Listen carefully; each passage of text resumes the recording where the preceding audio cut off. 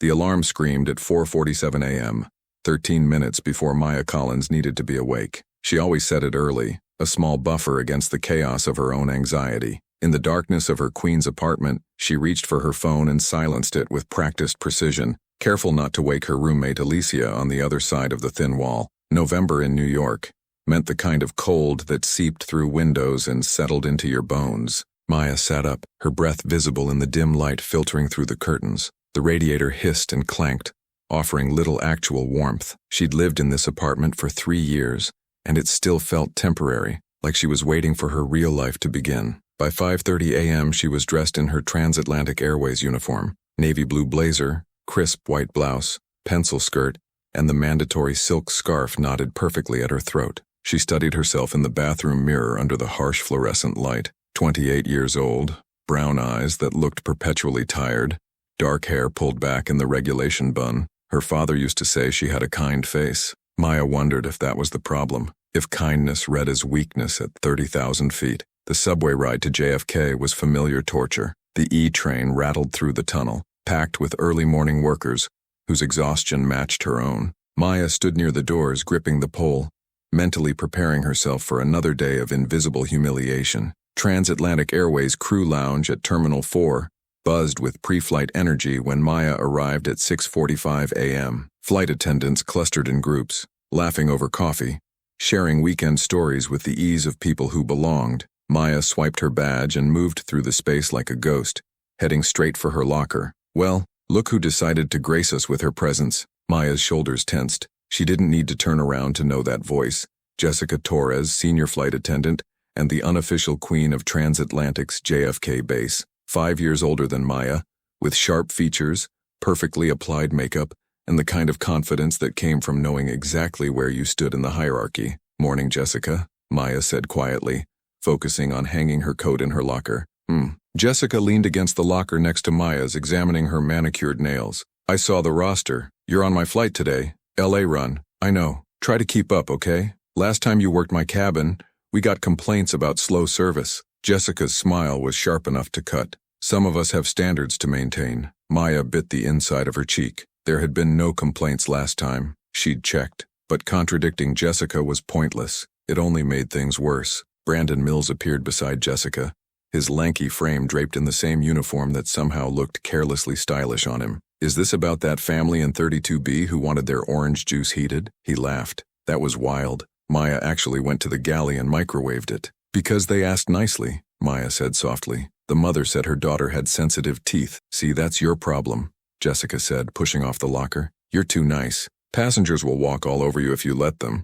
This job isn't about making friends, it's about efficient service and maintaining control." Tiffany Wright, the third member of Jessica's inner circle, joined them with coffees in hand. "Oh my God, are we talking about heated orange juice again? That's literally the saddest thing I've ever heard." Their laughter followed Maya as she closed her locker and headed to the briefing room. She could feel her face burning, that familiar mix of shame and anger that had nowhere to go. Her father's voice echoed in her memory. "Kindness is never weakness, Maya." But her father had been a firefighter, surrounded by brothers who respected courage and sacrifice. He'd never worked with people like Jessica. The briefing room filled quickly. Maya took a seat in the back row, as always. Captain Richard Hartley entered at exactly 7:15 a.m., followed by the purser and first officer. The flight details were standard. Transatlantic Flight 447, JFK to LAX, Boeing 777, departure 9:30 a.m., flight time approximately 5 hours and 40 minutes. "Weather looks good once we're airborne," Captain Hartley said, clicking through the presentation. "Some light chop over the Midwest, nothing concerning. Full passenger load, 276 souls on board. Let's make it a smooth one, people." The crew assignments appeared on screen. Maya's heart sank. Economy class rose 2545, the back of the plane, always the back. Meanwhile, Jessica, Brandon, and Tiffany were assigned to first class in business, the prestigious cabins, the easy passengers with their noise-canceling headphones and simple requests. "Collins," the purser called out, "you'll also be covering galley support as needed. We're short-staffed today," which meant extra work for the same pay. Maya nodded silently. Jessica leaned over to Brandon, her whisper deliberately loud enough for Maya to hear. "Guess we know who drew the short straw." More laughter. Maya kept her eyes on her tablet, reviewing the safety protocols she'd memorized years ago. Gate 47 was organized chaos by 8:30 a.m. The Boeing 777 sat massive and gleaming beyond the floor-to-ceiling windows, ground crew swarming around it like ants. Maya joined the other attendants at the boarding door, her smile fixed in place, the smile that hurt her cheeks by the end of every flight. First class boarded first. Maya watched them from her position near the economy entrance. Business executives in expensive suits, families with designer luggage, a few celebrities behind oversized sunglasses, and then she noticed him. The man moved differently than the others. Late 40s, maybe early 50s, with iron-gray hair swept back from a face that looked carved from stone. His suit was impeccable, dark charcoal, perfectly tailored, probably cost more than Maya's monthly rent. But it wasn't the clothes that made people step aside. It was something in his presence, a density of power that cleared space around him automatically. He handed his boarding pass to Jessica without a word. Maya saw Jessica's smile falter for just a moment before she recovered. "Welcome aboard, Mr. Caruso. You're in 2A today. May I take your coat?" The man, Caruso, gave the slightest shake of his head and moved into the first-class cabin. Jessica watched him go, and for the first time since Maya had known her, Jessica looked uncertain. "Who is that?" Tiffany whispered. "No idea," Jessica murmured. "But did you see his eyes? That's not a businessman. That's somebody." Economy boarding began at 9 a.m. Maya greeted each passenger with genuine warmth, helping elderly travelers stow bags, directing confused families to their seats. A young mother struggled with a crying infant, a collapsible stroller, and an overstuffed diaper bag. Maya immediately stepped in, folding the stroller with practiced ease and storing it in the overhead compartment. "Thank you so much," the mother said, exhausted gratitude in her eyes. "I'm sorry he's teething and please don't apologize," Maya said softly. "You're doing great. I'm Maya, and I'll be here if you need anything at all." The woman nearly cried with relief. "Bless you." Maya continued down the aisle, her section filling rapidly. Businessman in 28C complaining about legroom, teenage girl in 31F asking about Wi-Fi, elderly couple in 35A and B needing help with seatbelts. She handled each request with patience, making mental notes: who might need extra attention, who seemed anxious, who might cause issues. At 9:25 a.m. the boarding door closed. Captain Hartley's voice came over the PA. "Flight attendants prepare for departure." Maya strapped into the jump seat in the rear galley, across from Carlos, a veteran attendant who'd always been kind to her. "Busy flight," he said. "They all are lately," Maya replied, checking her harness. The 797 pushed back from the gate, and Maya closed her eyes, running through her mental checklist: emergency exits, oxygen masks, life vests, brace positions. She'd done this thousands of times, but she never allowed herself to become complacent. Her father had drilled that into her. Preparation prevents panic. They were airborne by 9:47 a.m., the Manhattan skyline falling away beneath them as they climbed through scattered clouds. The seatbelt sign dimmed, and Maya's real work began. Service in economy was relentless. Drinks carted up and down the aisles, meal trays distributed, special meals verified, dietary restrictions confirmed. The teething baby in row 29 screamed inconsolably, and Maya could feel the tension radiating from surrounding passengers. She approached the frazzled mother with a warm cloth and a kind smile. "Sometimes the pressure change helps if you can get him to nurse or take a bottle," Maya suggested gently. "And here," she produced a small stuffed airplane from her apron pocket. "This is technically for older kids, but the texture might help his gums." The mother looked at Maya like she'd offered a winning lottery ticket. Within 10 minutes the baby had quieted, gnawing on the stuffed toy's wing. The surrounding passengers visibly relaxed. One man even nodded at Maya in approval. She was collecting trash in row 34 when her earpiece crackled to life. "Maya, we need you in the forward galley," Jessica's voice, clipped and commanding. Maya made her way through the cabin, dodging elbows and feet in the narrow aisle. The first-class galley was spacious compared to economy,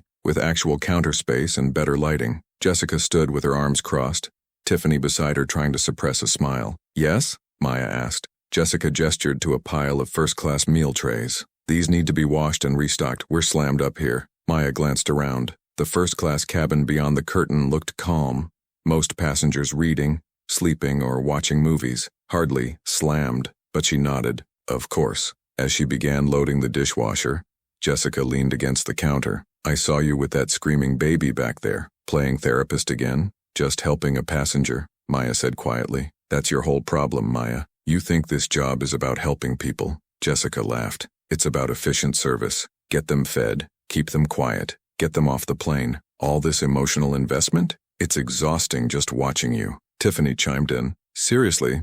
The way you were cooing over that baby? Girl, you're a flight attendant, not a nanny. Maya kept washing trays, her hands moving mechanically. She'd learned not to respond. It only encouraged them. Brandon appeared in the galley entrance. Jessica, that guy in 2A wants another scotch. Something flickered across Jessica's face.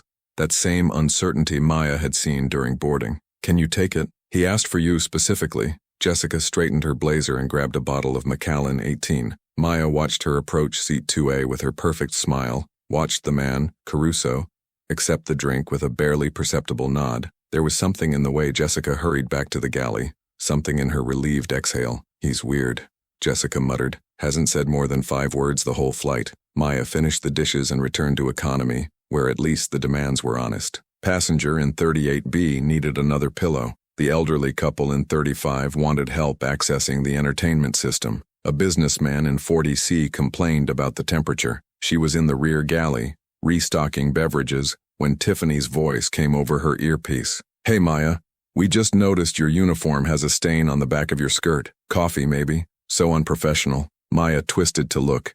Even though she knew it was impossible to see, her stomach dropped. She hadn't spilled anything, but saying so would just prolong the humiliation. Carlos, working beside her, frowned. I don't see any stain, but the damage was done. Maya felt her face burn. She grabbed paper towels and tried to check in the tiny galley mirror, achieving nothing but confirming her own helplessness. There's a spare uniform in the forward locker, Carlos said gently. If you want to change. Thanks, Maya whispered. The forward lavatory was barely large enough to turn around in. Maya stripped off her skirt in the cramped space, examining it under the light. No stain. Of course there was no stain. Tiffany had just wanted to watch her panic, to feel small. Maya changed into the spare skirt, slightly too large, requiring her to cinch her belt tighter. She stared at her reflection in the smudged mirror. Her eyes were red, threatening tears she wouldn't allow. Not here.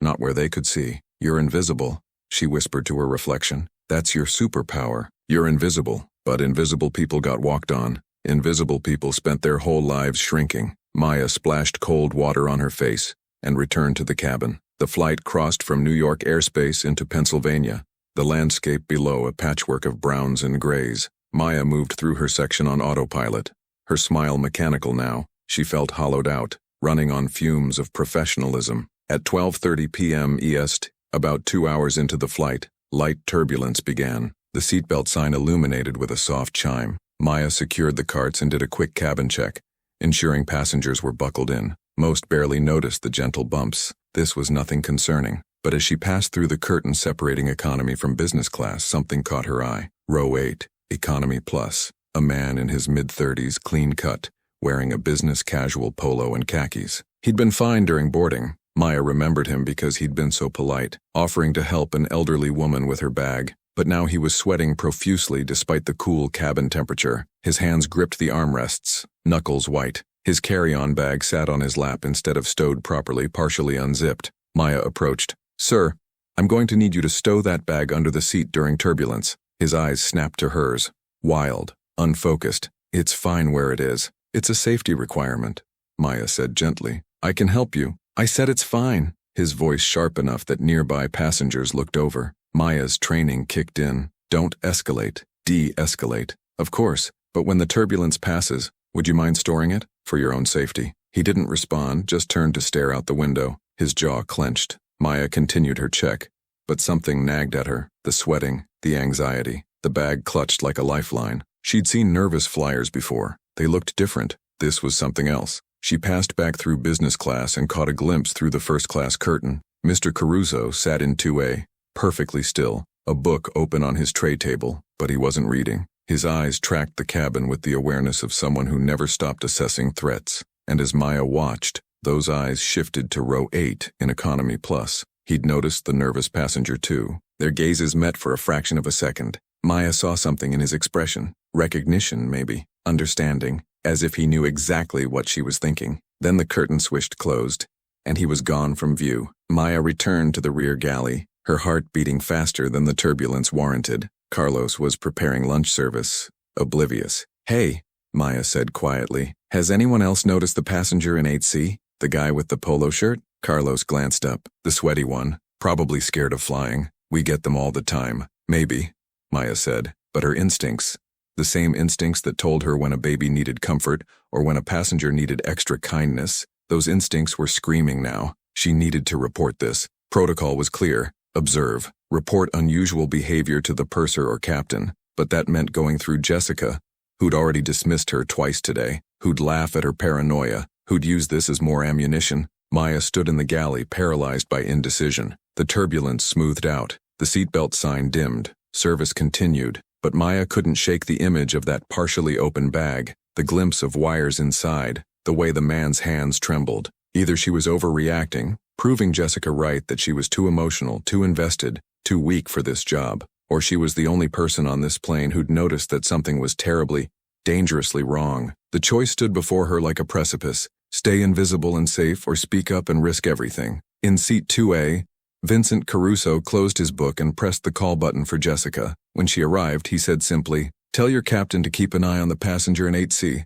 Trust me on this." Jessica blinked. "Sir, I'm not sure." "Trust me," he repeated, his voice flat and absolute. Jessica hesitated, then nodded and moved toward the cockpit. Vincent settled back in his seat, his eyes returning to the young flight attendant in the rear of the plane, the one who'd noticed the threat, the one whose face showed the exact moment courage wrestled with fear. He wondered which would win. The turbulence had passed, but Maya's unease hadn't. She stood in the rear galley, gripping the counter as if it could anchor her spiraling thoughts. Through the gap in the curtain, she could see row 8C, the man with the polo shirt still clutching his bag, still sweating despite the cabin's cool air. Carlos was humming while he assembled lunch trays, completely oblivious. Maya envied that obliviousness. "I need to tell Jessica," she said aloud, more to convince herself than inform Carlos. He glanced up. "About the nervous flyer?" "Maya, come on. You'll just give her more ammunition." "But what if—" Maya stopped. What if what? What if she was right? What if there was actual danger and she stayed silent because she was too afraid of being mocked?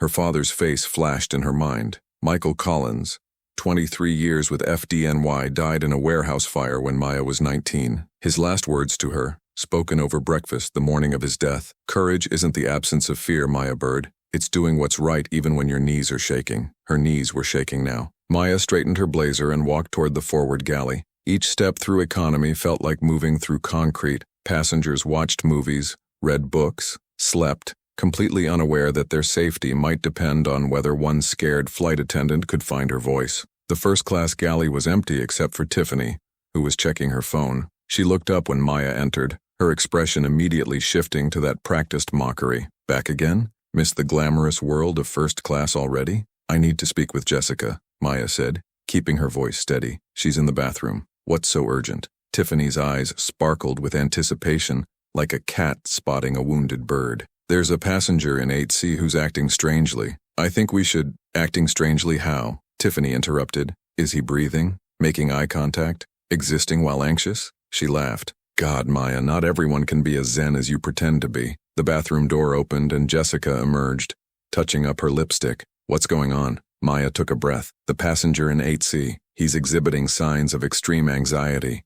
He's sweating profusely, and he won't properly stow his carry-on. I saw what looked like wiring inside the bag." The words hung in the air. Tiffany's smirk faded. Jessica's eyes narrowed. "Wiring," Jessica repeated flatly. "Yes, and he became aggressive when I asked him to store the bag." Jessica capped her lipstick with a decisive click. "Maya, do you have any idea how many false alarms we deal with? How many paranoid passengers see suspicious behavior and freak out?" She stepped closer. "You're doing exactly that. You're freaking out." "I'm not freaking out. I'm reporting a legitimate concern." "A legitimate concern?" Jessica echoed mockingly. "Based on what? A sweaty guy with electronics in his bag? Half the plane has electronics. It's called living in the 21st century. Brandon appeared in the galley entrance, drawn by the raised voices. "What's the drama?" "Maya thinks we have a terrorist in 8C, Tiffany said, her voice dripping with theatrical concern. "I didn't say terrorist," Maya protested. "I said something feels wrong." "Something feels wrong," Brandon laughed. "That's your professional assessment? Something feels wrong?" Jessica crossed her arms. "Here's what's actually wrong. You're desperate for attention. First the heated orange juice, now this.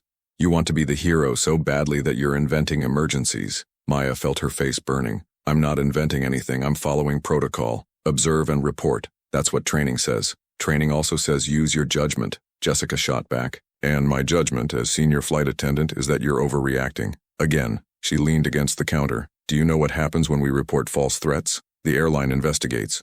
The crew gets scrutinized, our record gets flagged, all because someone couldn't tell the difference between nervous flying and actual danger. But what if I'm right? Maya's voice came out smaller than she intended. Then we'll deal with it when there's actual evidence, Jessica said dismissively. Until then, get back to your section and stop manufacturing drama. We have a service to complete. Maya stood frozen, her mind racing. Every instinct screamed that she was right, that the man in 8C was a threat, but Jessica was technically her superior. Contradicting her could mean discipline, could mean losing her job. Go, Jessica said, her tone final. Maya returned to economy in a daze. Carlos took one look at her face and shook his head sympathetically. Told you. I know, Maya whispered, but knowing didn't help. She moved through lunch service mechanically, distributing trays, pouring drinks, smiling that hollow smile, all while keeping one eye on row 8C. The man, she'd glimpsed his boarding pass earlier, saw the name Derek Morrison, hadn't touched his meal. His leg bounced constantly,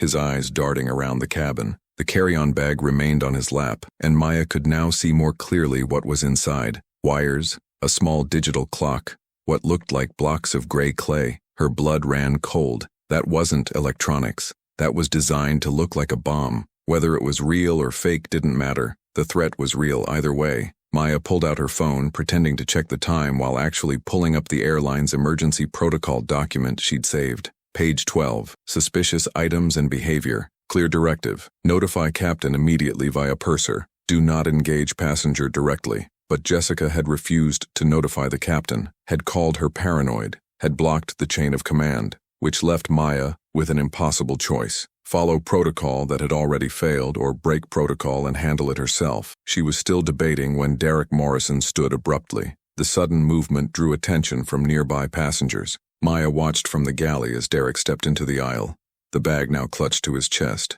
His face was sheet white, his breathing rapid and visible. Sir, can I help you with something? Maya heard herself say, already moving toward him. Carlos grabbed her arm. Maya, don't. She pulled free gently and approached Derek with her hands slightly raised, non-threatening. Sir, are you feeling all right? Can I get you some water? Derek's eyes locked onto hers. Up close she could see the terror in them. Not the terror of someone about to hurt others, but of someone cornered, desperate, on the edge of something irreversible.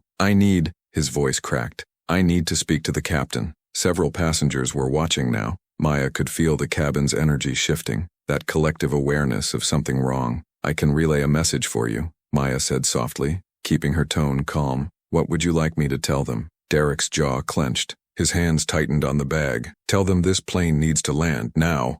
Or, he opened the bag slightly, revealing its contents more clearly. A woman in row 7 gasped. A man stood up. The cabin's low hum of conversation died instantly. Maya's training evaporated. Every protocol, every procedure, every rehearsed response fled her mind. All that remained was instinct and her father's voice. Do what's right even when your knees are shaking. Sir? Maya said, her voice somehow steady despite her racing heart. Whatever is happening, whatever you're going through, there are 276 people on this plane. Families, children, people who love them, waiting for them to land safely. Derek's eyes welled with tears. You don't understand. Then help me understand. Maya interrupted gently. She took a small step closer. I'm listening. Really listening. Tell me what's happening. From the corner of her eye, Maya saw movement in first class.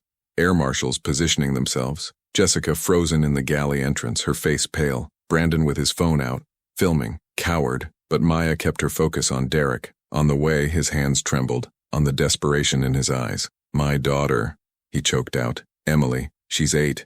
She has leukemia. Aggressive, the doctors said. There's a treatment, a new protocol, but insurance won't cover it. Experimental, they said. Not proven enough. His voice rose. $70,000. I'm a high school teacher. I don't have that kind of money. I've sold everything. Borrowed from everyone. It's not enough. She's dying and I can't save her. The cabin was absolutely silent. Maya could hear her own heartbeat pounding in her ears. So this is your solution? She asked quietly. Threatening a plane? How does that help Emily? I don't know, Derek shouted, then immediately lowered his voice, aware of the device in his hands. I don't know. I needed to do something. Anything. Maybe they'd negotiate. Maybe there'd be ransom money. Maybe. He broke down completely. I don't even know if this would work. I built it from online instructions. It might not even be real. Maya's mind raced. He was desperate, not ideological. Cornered, not calculating. This was a man at the end of his rope. making the worst possible decision out of love and desperation. Okay, Maya said softly. Okay, Derek, let's think this through together. Don't say my name, he hissed. Don't. Your daughter needs her father, Maya continued, ignoring his protest. Not a headline, not a story about a teacher who threatened a plane. She needs you there, holding her hand, reading her stories, being her dad. I can't help her if I can't afford treatment, and you definitely can't help her from prison, Maya said firmly. Or worse. Derek, there are other ways. Fundraisers, medical charities, hospital financial aid programs. I know it feels impossible right now, but I promise you, this isn't the answer. Derek was shaking violently now, the bag trembling in his hands. Maya could see the air marshals moving closer, crouched low. She held up one hand behind her back, a gesture she hoped they'd understand. Wait, give me time. I've lost people too, Maya said, her voice breaking slightly. My dad, a fire, 5 years ago. There was nothing I could do, no way to save him, and I would have done anything. Sold everything, broken any law, if it meant one more day with him. She took another small step forward. I understand desperation. I do, but Emily doesn't need a father who did something desperate. She needs a father who fought for her the right way. Tears streamed down Derek's face. I'm so tired, I'm so scared. I don't know what to do. Give me the bag, Maya said softly, extending her hand. Give me the bag, and we'll figure out the next step together. I promise you won't face this alone. The moment stretched impossibly long. The entire plane held its breath. Then slowly, Derek's grip loosened. His shoulders sagged. The bag shifted forward. Maya took it carefully, her hands steady despite everything inside her screaming. The weight of it, the weight of 276 lives, of this broken man's desperation, of her own terror, threatened to crush her. She handed the bag backward without looking, trusting someone would take it. Arms grabbed it immediately, one of the air marshals. Another marshal moved in quickly, restraining Derek with practiced efficiency. He didn't resist, just collapsed into the seat, sobbing. Maya knelt beside him as the marshal handcuffed him. Your daughter's name is Emily, she asked gently. Derek nodded, unable to speak. I'm going to write it down, Maya said. When we land, I'll make sure someone follows up. There are organizations that help families in situations like yours. This isn't over, Derek. The treatment story isn't over. He needs to stay quiet now, ma'am, the marshal said, not unkindly. To Derek, you have the right to remain silent. Maya stood on shaking legs and turned to face the cabin. Every passenger stared at her. Some looked terrified. Others looked grateful. A few were crying. Jessica stood in the galley entrance, her face unreadable. Behind her, Tiffany looked sick. Brandon had finally lowered his phone. The PA crackled to life. Captain Hartley's voice, calm and professional. Ladies and gentlemen, we've had a security incident that has been resolved. For everyone's safety, we'll be making an emergency landing in Denver. Emergency crews will meet the aircraft. Please remain calm and follow crew instructions. Maya made her way back to the rear galley, her legs barely holding her. Carlos caught her as she stumbled, guided her to the jump seat. Jesus Christ, Maya, he breathed. That was terrifying, she finished. Her hands were shaking violently now, the adrenaline draining away and leaving pure shock in its wake. The plane banked slightly, beginning its descent toward Denver. Through the window, Maya could see the Rocky Mountains in the distance, snow-capped and indifferent to the drama playing out at 30,000 feet. She'd done it. She'd trusted her instincts, spoken up despite being dismissed, and potentially saved 276 lives. But all she felt was exhausted. A shadow fell across her. Maya looked up to find Mr. Caruso standing in the aisle, tall, imposing, and somehow less frightening than he'd seemed before. Miss, he said simply. Sir, Maya's voice came out hoarse. That was the bravest thing I've seen in a very long time. He extended his hand. Vincent Caruso. Maya shook it automatically. His grip was firm, warm, grounding. Maya Collins. You were fearless, Miss Collins. Maya almost laughed. I was terrified. I know, Vincent said, a slight smile touching his face. That's what made it fearless. Terror without action is just fear. Terror with action, that's courage. He held her gaze for a moment longer, then nodded and returned to first class. Maya sat in stunned silence as Denver approached. Jessica appeared, hovering awkwardly at the galley entrance. Maya, she started, then stopped. You did good. It wasn't an apology. It wasn't acknowledgement of her earlier dismissal, but it was something. Maya just nodded, too tired to care. The landing was smooth. Emergency vehicles surrounded the plane the moment they stopped. Fire trucks, police cars, FBI vans. Passengers remained surprisingly calm as agents boarded and escorted Derek Morrison off the aircraft. Maya watched him go, handcuffed and broken, and wondered if she'd just saved his life or ruined it. She wouldn't know until much later that the device was fake, clay and batteries and wiring that wouldn't have harmed anyone. But the terror it caused was real. The federal charges would be real, and Derek's daughter, Emily, would receive her treatment anyway, funded by an anonymous donor who'd been watching from seat 2A. But in that moment, as the plane emptied, and Maya gave her statement to FBI agents and faced the flashing cameras of news crews outside, all she knew was this: she'd been called powerless her entire career. Today, she'd proven them all catastrophically wrong. Denver International Airport's interrogation rooms were designed to intimidate, windowless, fluorescent lit, with metal tables bolted to concrete floors. Maya sat in interview room 3 for 3 hours, recounting every detail of the incident to FBI Special Agent Sarah Brennan and her partner, Agent Torres. "And you approached him despite direct orders from your senior flight attendant not to engage?" Agent Brennan asked for the third time, her pen poised over her notepad. "Jessica told me not to report it to the captain," Maya clarified, exhausted. By the time Derek stood up with the device visible, there was no one else close enough to de-escalate. "That was incredibly dangerous, Miss Collins." "I know. You could have been killed." "I know." Maya rubbed her temples. "But I also knew he wasn't a terrorist. He was a desperate father. There's a difference." Agent Brennan exchanged a glance with her partner. "You're either very brave or very lucky." The device was fake, but Morrison didn't know that for certain. His online research was real. His intent to threaten was real. Federal charges are being filed as we speak. Maya's chest tightened. He needs help, not prison. He threatened 276 people on a commercial aircraft, Miss Collins. That's not something the system forgives easily. Agent Brennan closed her notebook. "But for what it's worth, your testimony about his mental state and motivation might help his case. And your actions prevented what could have been a much worse situation. Panic, injury during emergency landing, potential casualties from overzealous response. Captain Hartley specifically cited your intervention in his report." They released her at 4:47 p.m. Mountain Time. Maya emerged into the secure area where the rest of the crew waited, most on phones, some giving statements to airport security. Jessica sat apart from the others, staring at her hands. Captain Hartley approached Maya immediately. He was in his late 50s with the weathered calm of someone who'd flown through everything. "Miss Collins, walk with me." They moved to a quieter corner near the windows overlooking the tarmac. The sun was setting behind the Rockies, painting the sky in violent oranges and purples. "I owe you an apology," Captain Hartley said without preamble. "You reported a concern through proper channels and were dismissed. That shouldn't have happened." "Jessica was just—" Maya started. "Jessica was wrong," he interrupted firmly, "and I should have been made aware of your concerns immediately. That's protocol. She violated it and nearly cost us dearly." He paused. "I've already filed a report with Transatlantic. There will be an internal review, but I wanted you to hear from me directly. You did everything right, more than right. You saved lives today." Maya felt tears threatening. "I just did what my dad would have done." "Then your father raised someone extraordinary." Captain Hartley handed her a business card. "The airline will be in touch.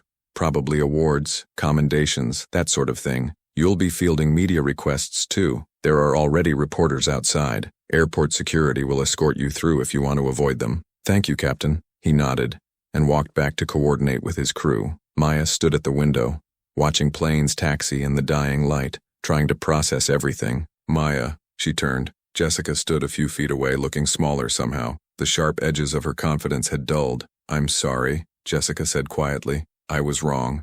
About everything. I dismissed you.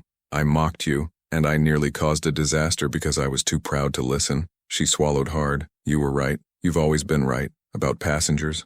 About kindness. About what this job is supposed to mean. And I've spent years trying to make you feel small because seeing you be good at this made me feel inadequate." Maya blinked. Of all the things she'd expected today, Jessica's honest remorse wasn't one of them. "I don't expect you to forgive me," Jessica continued. "But I needed you to know. I see you now, really see you. And I'm sorry I didn't before." "Thank you," Maya said simply, because what else was there to say? Jessica nodded and walked away, her shoulders hunched. Tiffany and Brandon kept their distance, both looking chastened. The entire crew dynamic had shifted in those terrifying moments at 30,000 feet. Transatlantic arranged hotel rooms for everyone. The plane needed inspection, the crew needed rest, and a replacement aircraft was being dispatched from Dallas. Maya showered in her room at the Denver Airport Marriott, washing away the day's sweat and fear, and collapsed onto the bed in the hotel robe. Her phone had 43 missed calls. Mom, Alicia, unknown numbers. A text from her mother. "Saw the news, call me immediately, are you okay?"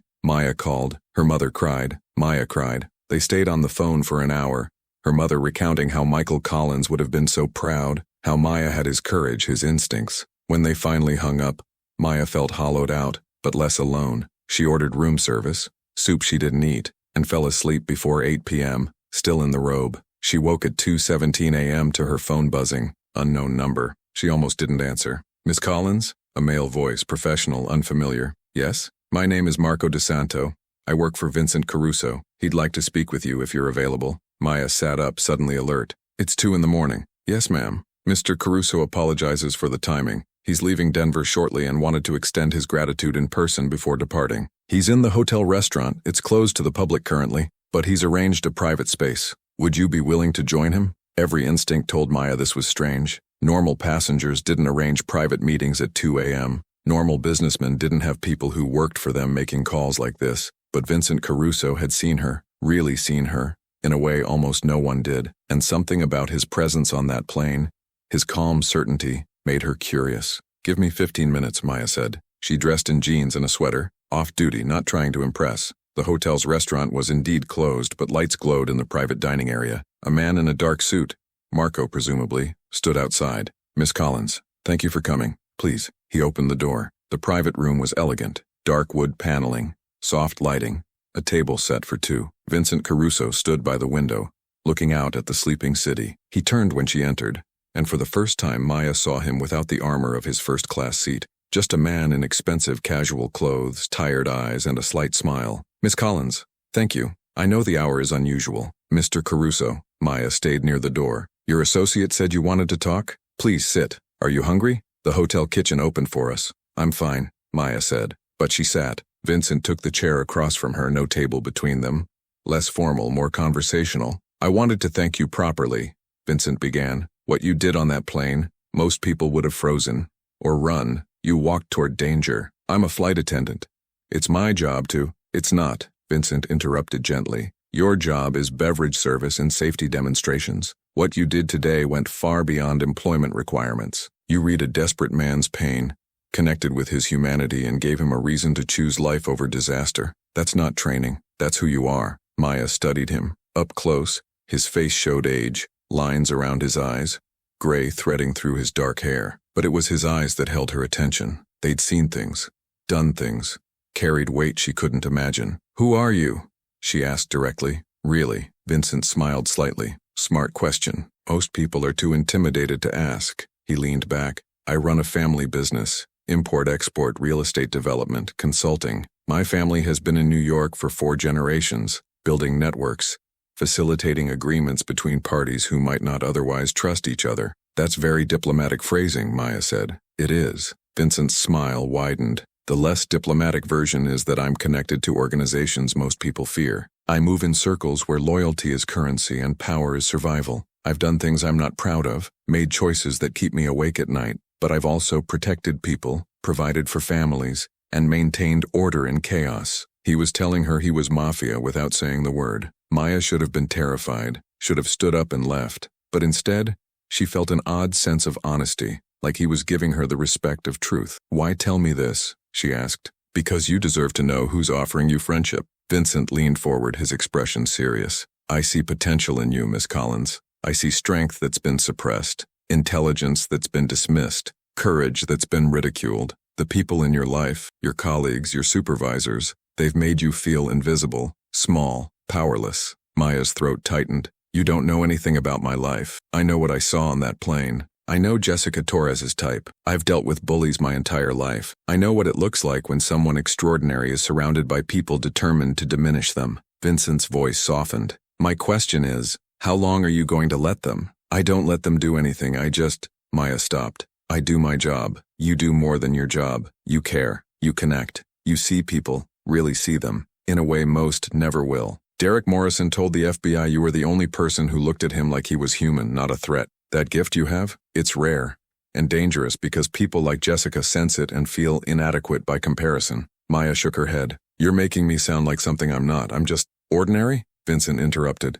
Invisible? Is that what you were going to say? He stood, walked to the window. I grew up in Red Hook, Brooklyn. Poor, overlooked, bullied for being the quiet kid. I watched my father work himself to death for people who treated him like furniture. I swore I'd never be invisible again, so I made myself powerful. through means most would call criminal, through choices that cost me pieces of my humanity. He turned to face her. But power through fear is empty, Miss Collins. You know what real power is? It's making a terrified man hand over a weapon because you gave him hope. It's standing in front of danger when everyone else hides. It's being kind in a world that rewards cruelty. That's power I never had to fight for. You have it naturally. Maya felt tears threatening. Then why do I always feel so powerless? Because you've been surrounded by people who benefit from you feeling that way. Vincent returned to his seat. I'm not offering you a job or asking you to join my world. I'm offering you something simpler: protection, friendship, a phone number you can call if anyone ever makes you feel invisible again. He pulled out a business card, simple, cream-colored with only a phone number embossed in black. I don't understand, Maya said. Why would you do this? You don't know me. I know enough. And in my world, loyalty to someone who saved lives, including potentially mine. Since God knows what would have happened if that situation escalated, loyalty like that is sacred. Vincent placed the card on the table between them. I'm not asking for anything in return. No favors, no obligations. Just accept that you have someone in your corner, someone who sees your value even when no one else does. Maya stared at the card. This feels dangerous?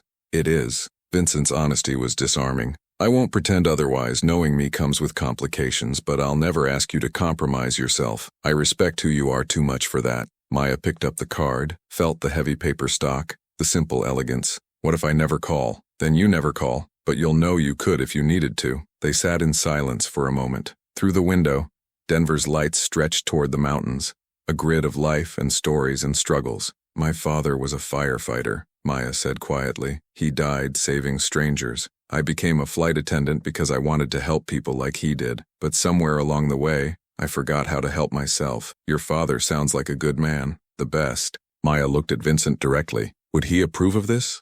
Of me taking this card? Vincent considered the question seriously. Would he want you to have someone in your corner, someone who'd protect you when you couldn't protect yourself? I think he would, but only you can answer that. Maya slipped the card into her pocket. I don't want anyone hurt because of me. No one will be. You have my word. The word of a man in your business, no offense, what's that worth? Vincent laughed, genuine and warm. Fair question. In my world, my word is everything. Break it, and you lose all credibility, all power, all respect. So I don't give it lightly. You have it now. Marco knocked softly on the door. Sir, the car is ready. Vincent stood. Thank you for coming, Miss Collins, for trusting me enough to have this conversation. Maya stood too. Thank you for seeing me. Really seeing me. They shook hands at the door. His grip was strong, steady, grounding. The world is going to tell you that what you did today was luck, Vincent said. Don't believe it. That was you. Your courage, your compassion, your strength. Own it. Then he was gone, leaving Maya alone in the elegant room with a business card in her pocket and the strange sensation of being seen, truly seen, by one of the most dangerous men she'd ever met. She returned to her room as dawn painted the Denver sky pink and gold. Her phone showed new messages: transatlantic management wanting to schedule meetings, news outlets requesting interviews, her mother checking in again. But Maya ignored them all. She lay in bed holding the card up to the weak morning light and wondered if accepting Vincent Caruso's friendship made her brave or foolish. Maybe, she thought, it made her both, and maybe for the first time in her life that was exactly who she needed to be. 3 days after Denver, Maya stood in her Queens apartment staring at her uniform hanging on the closet door. The navy blazer looked the same, the white blouse pressed and pristine, but everything else had changed. Her phone buzzed with another news notification. Hero flight attendant returns to work today, and Maya silenced it with a sigh. Alicia emerged from her bedroom, coffee in hand. You're going to be fine. Better than fine. You're basically famous now. I don't want to be famous, Maya said quietly. I just want to do my job. Well, too late for that. Alicia scrolled through her phone. You've got 2 million views on TikTok. Good Morning America wants an interview, and someone started a GoFundMe for Derek Morrison's daughter that's already raised $80,000. Maya's head snapped up. What? Yeah, people saw the story about why he did it. They're donating like crazy. Alicia showed her the screen. Emily Morrison's medical fund, $83,467 raised in 3 days. Maya felt tears prick her eyes. Maybe something good could come from all of this after all. The subway ride to JFK felt surreal. Passengers kept glancing at her, some clearly recognizing her face from the news. One elderly woman stopped her at the transfer station. You're that brave girl from the plane, she said, gripping Maya's hand. God bless you, honey. We need more people like you in this world. Maya mumbled her thanks and hurried onto the next train. her face burning. She wasn't used to being visible. Being invisible had been her survival strategy for so long that visibility felt like walking around without skin. Transatlantic's crew lounge fell silent when Maya entered at 6:45 a.m. Every head turned. Some people smiled.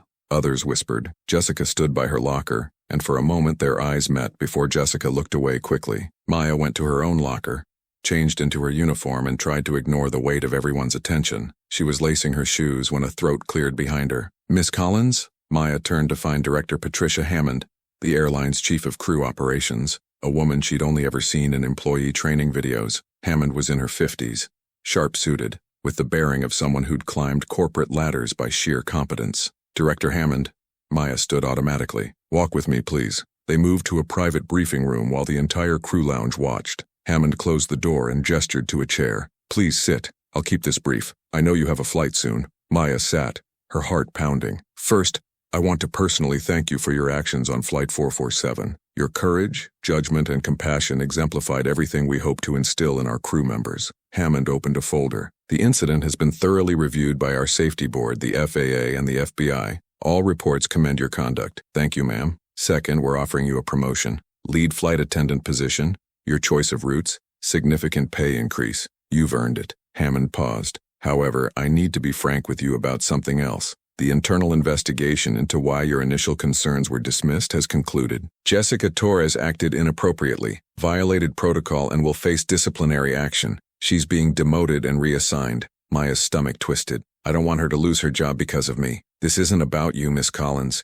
It's about maintaining safety standards. Jessica's actions could have resulted in catastrophe. The airline has a responsibility to address that." Hammond's expression softened slightly. "However, your statement requesting leniency has been noted. She won't be terminated, but she will be retrained and supervised closely for the next year." Maya nodded, unsure how to feel. Relief that Jessica wasn't fired, guilt for being the catalyst, residual anger at how Jessica had treated her. "The promotion?" Hammond prompted. "Can I think about it?" Hammond looked surprised. "Of course, but may I ask why you're hesitating?" Maya chose her words carefully. "I became a flight attendant to help people, not for status or recognition. If I take the promotion now, everyone will think I only got it because of Denver. I want to earn it on my own terms." "Miss Collins, you did earn it. Today, on that plane, through every flight where you went above and beyond while others dismissed you." Hammond closed the folder. "But I respect your position. Take the time you need. The offer stands." They shook hands, and Maya returned to the crew lounge in a daze. Her scheduled flight, New York to Miami, was boarding in 40 minutes. She grabbed her trolley and headed to the gate, trying to find the calm, invisible space she'd occupied for years. But invisible was no longer an option. At gate 23, passengers recognized her. Some asked for selfies. Others thanked her. One businessman shook her hand solemnly and said his daughter was Emily Morrison's age. Maya accepted it all with as much grace as she could muster, but inside she felt fragmented, like she was playing a role instead of being herself. The flight went smoothly. Her crew treated her with respect bordering on reverence, asking her opinion on everything, deferring to her judgment even though she wasn't technically in charge. It was nice but exhausting. She missed the simplicity of just doing her job without everyone watching. That evening, back in her apartment, Maya pulled out Vincent Caruso's business card. She'd been carrying it in her wallet like a talisman, never calling, but finding comfort in knowing she could. The embossed numbers caught the lamplight, and Maya made a decision. She dialed. Vincent answered on the second ring. "Miss Collins, how did you know it was me? I only give that number to people who matter. You're the only one who hasn't called yet." She could hear the smile in his voice. "What can I do for you?" Maya stopped, unsure why she'd actually called. "I wanted to thank you for seeing me, for what you said in Denver." "You're welcome, but I sense that's not the only reason you called." Maya sat on her couch pulling her knees up. "Everything's different now. People treat me differently. My airline offered me a promotion. Strangers recognize me, and I don't know how to be this version of myself, the visible one." "You're struggling with success," Vincent said gently. "You've spent so long in survival mode that thriving feels foreign." "Yes, exactly that." Maya felt tears coming. "Is that stupid?" "Not even a little. I remember when I first had real power, not just fear and violence but actual influence. It terrified me more than poverty ever did, because with power comes responsibility, visibility, and the inability to hide when things go wrong. What did you do?" "I learned to own it, to stop apologizing for taking up space in the world." Vincent paused. "Miss Collins, Maya, you've earned respect. not through manipulation or fear, but through genuine courage and compassion. That's the rarest form of power there is. Stop treating it like something you stole. Maya wiped her eyes. That's easier said than done. Most worthwhile things are, but I believe you're capable of it. Vincent's tone shifted, more businesslike. Have you been back to work? Today was my first flight back. It was fine, strange but fine. And your colleagues? Jessica Torres. Maya stiffened. How do you know her name? I make it my business to know about people who affect those I care about. Vincent's voice was calm, matter of fact. Has she been disciplined? She's being demoted, retrained. I asked them not to fire her. Generous of you, considering she nearly caused a disaster through her incompetence and ego. She apologized. People deserve second chances. Some do, Vincent agreed. But don't confuse forgiveness with accepting continued disrespect. If she or anyone gives you trouble again, you'll call me. Yes? It wasn't really a question. Maya found herself nodding, even though he couldn't see her. Yes. Good. Now go to bed. You sound exhausted. Vincent? Maya said before he could hang up. The GoFundMe for Emily Morrison. Did you donate? Silence on the other end then. Get some rest, Maya. He hung up. Maya stared at her phone, a small smile tugging at her lips. He definitely donated. Probably a substantial amount.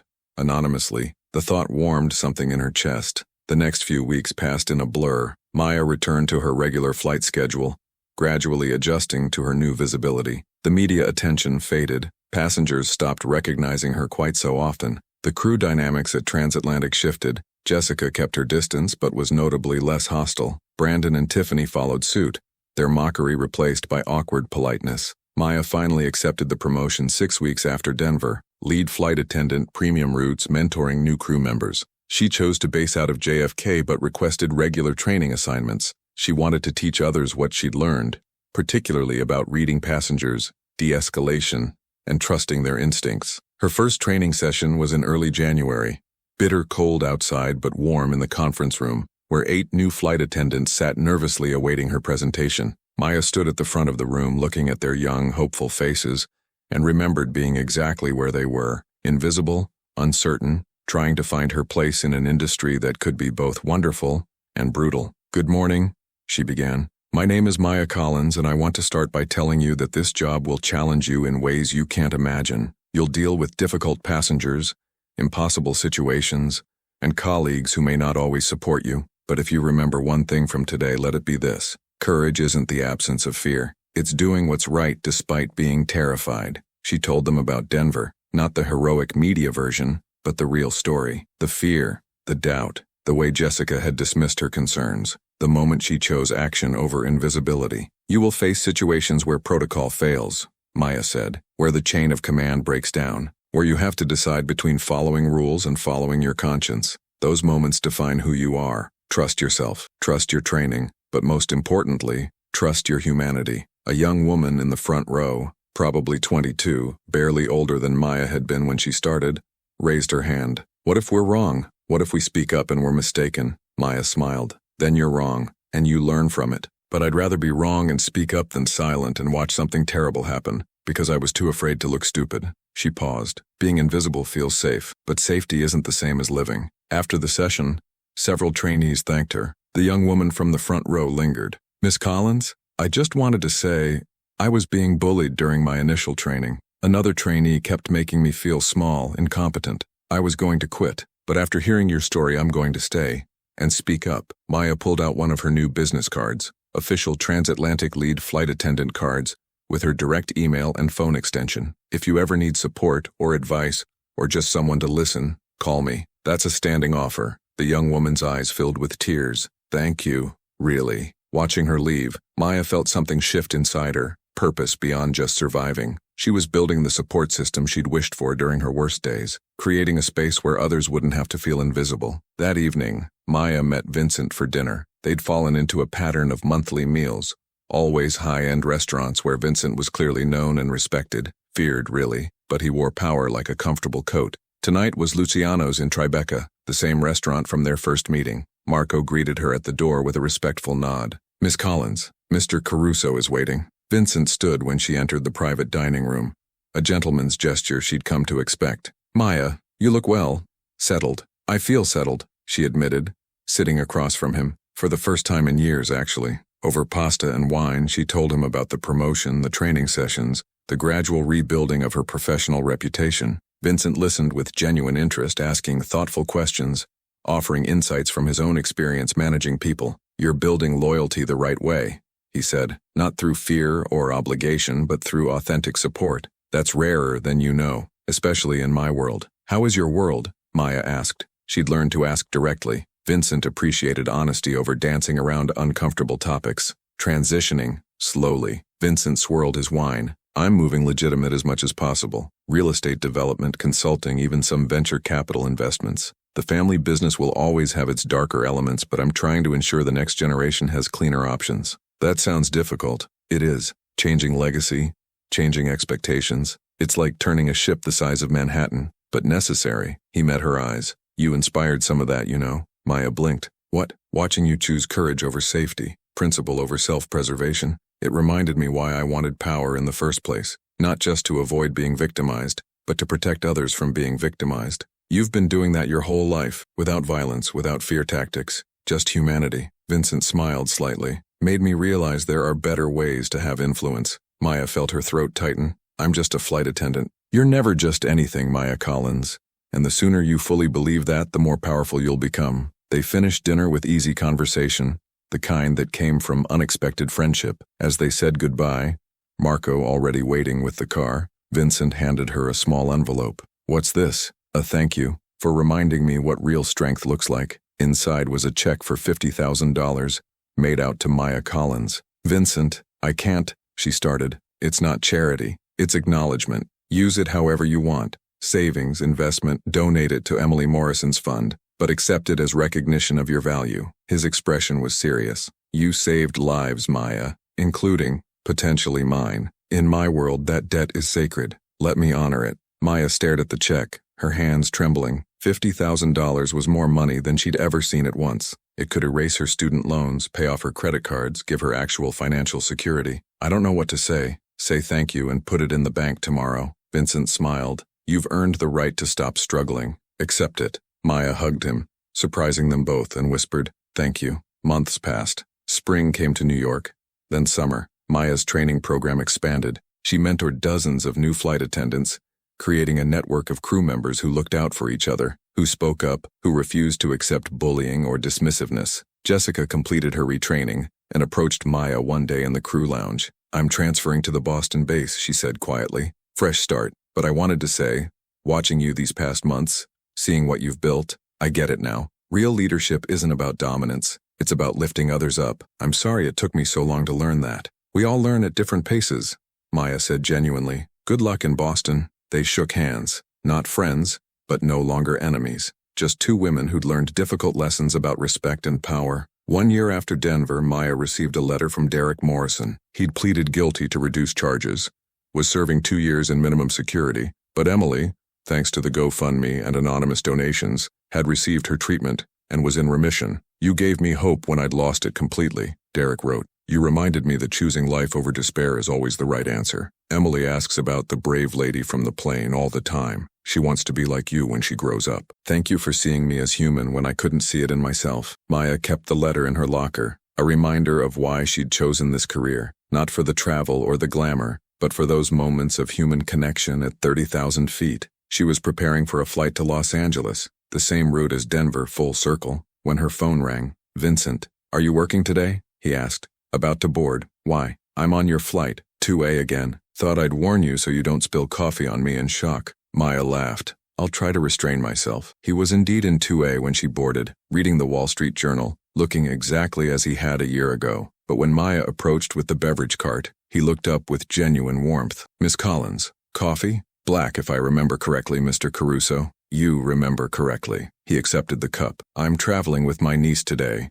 She's starting Columbia in the fall. I told her if she ever needed an example of real courage, I'd introduce her to you." Maya felt her face warm. "That's very kind." A young woman in 2C, Vincent's niece, clearly with the same intense eyes, extended her hand. "Sophia Caruso. Uncle Vincent talks about you constantly. Says you're the bravest person he's ever met." "Your uncle exaggerates," Maya said, shaking her hand. "I don't," Vincent said simply. "Ever." As Maya continued service, she felt different than she had a year ago. Grounded, present, visible, but comfortable in that visibility now. She'd stopped apologizing for taking up space in the world. At 35,000 feet, cruising smoothly toward Los Angeles, Maya stood in the first-class galley and looked out at the cabin. Passengers reading, sleeping, living their lives, each one a story, a struggle, a hope. She thought about Derek Morrison's letter, about the young flight attendants she'd mentored, about Jessica learning humility, about Vincent Caruso seeing her value when no one else did. "You okay?" Carlos asked, passing with a tray of champagne flutes. "Yeah," Maya said, surprising herself with how true it was. "I really am." She pulled out her phone during a quiet moment and typed a message to her mother. "Remember how Dad used to say courage is action despite fear? I finally understand what he meant. I wish he could see who I've become." Her mother's response came immediately. "Sweetheart, he does. And he's so proud, we both are." Maya returned the phone to her pocket and smoothed her uniform. The blazer fit differently now, not because the fabric had changed, but because she'd grown into it, into herself. She was no longer invisible, no longer powerless, no longer afraid to be seen. The Mafia boss had called her fearless, but Maya had learned the truth. She'd always been brave. She just hadn't realized it until 30,000 feet forced her to choose between silence and courage. She'd chosen courage, and in doing so, she'd chosen herself. The plane ascended through scattered clouds toward the brilliant California sun, carrying 276 souls, each one safe in the hands of a woman who'd finally learned her own strength. Maya Collins smiled, picked up the beverage cart, and continued her service with quiet confidence. She'd earned her place in the sky, and she was just getting started.